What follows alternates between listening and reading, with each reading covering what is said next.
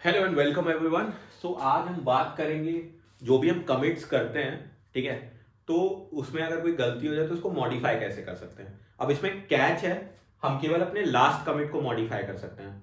अगर हम चाहते हैं दो तीन पहले करना, नॉट पॉसिबल। ठीक है, तो मतलब मैं क्या कहना चाहता हूँ कि लेट से मेरे पास एक ये फाइल थी, ठीक है। इसमें मैंने कुछ कोड लिखा, 3 लाइन का कोड अपना मैंने लिखा। ये मेरी वर्किंग डायरेक्टरी में है करेंटली। ये मेरा स्टेजिंग एरिया था। अब मैं इस फाइल को ऐड करना चाहता हूं तो उसका क्या तरीका होता है, गिट ऐड और फिर फाइल का नाम। अब ये एक फाइल हो सकती है, दो फाइलें हो सकती हैं, 3 फाइलें हो सकती हैं, जितनी भी चाहें, ठीक है। तो फाइल 1 फाइल 2 करती है, सारी ऐड कर देगा।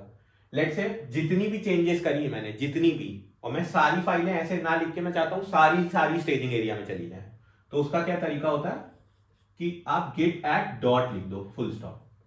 ये लिखने से जितनी भी फाइल, अगर मैंने 10 फाइलों में भी चेंज किया है तो 10 की 10 स्टेजिंग एरिया में चली जाएंगी, ठीक है।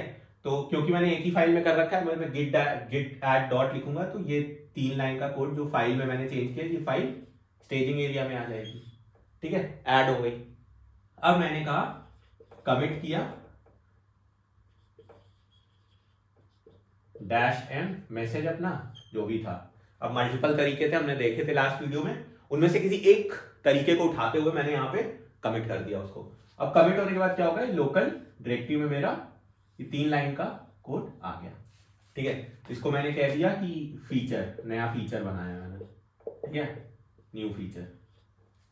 अब लेट से यहां मेरे से एक चीज मिस हो गई कि मैं यहाँ पे प्रिंट की फंक्शनैलिटी भी डालना चाहता था या लॉगिंग की फंक्शनैलिटी डालना चाहता था। मैंने अपना कोड तो कर दिया, लेकिन इसमें कोई लॉगिंग नहीं है या फिर कोई प्रिंटिंग स्टेटमेंट नहीं है, मैं मिस कर गया वो चीज, ठीक है। तो यहाँ पे मैं क्या करूंगा, लाइन 4 ऐड करूंगा, ठीक है। अब वो लाइन 4 ऐड की मैंने, फिर से उसको मुझे यहाँ डालना पड़ेगा, ठीक है, ऐड करके। अब ऐड से मैं स्टेजिंग एरिया में ले आया।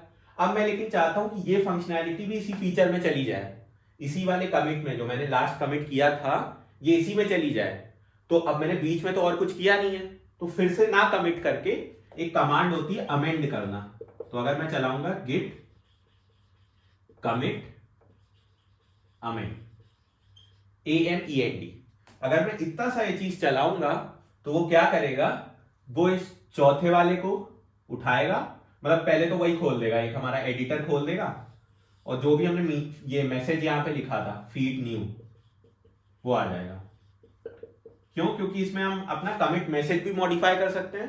तो अगर मैंने कहा कि न्यू 2, मैंने इसको न्यू 2 कर दिया और एंटर कर दिया, तो अब ये नया कमिट बन जाएगा। ये कमिट 1, जैसे ये कमिट 1 था, अब वो इसी में मॉडिफाई हो गया, ये चीज इसी में मॉडिफाई हो गई।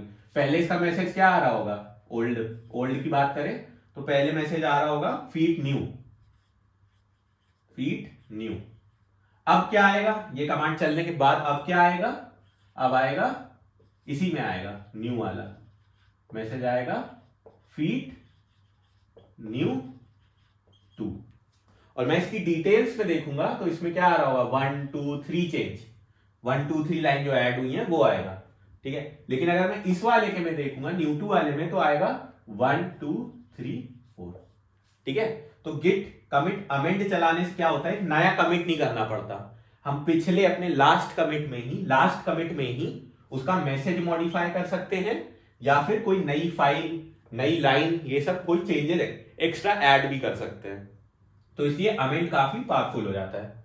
अब ये सब देखने के लिए, ये सब हम CLI पे कर रहे हैं, मेरे को एक GUI चाहिए, ठीक है। तो GUI जो मैं यूज कर रहा हूं वो है गिट क्रैकन, गिट क्रैकन। तो आप भी इसको फ्री में डाउनलोड कर सकते हो, या आपको विजुअली दिखा देगा कि क्या चीज क्या हो रही है। तो हम गिट क्रैकन की हेल्प से ये सब विजुअली भी देख पा रहे हैं। I think that's it for the video. Stay tuned, like share subscribe, bye bye.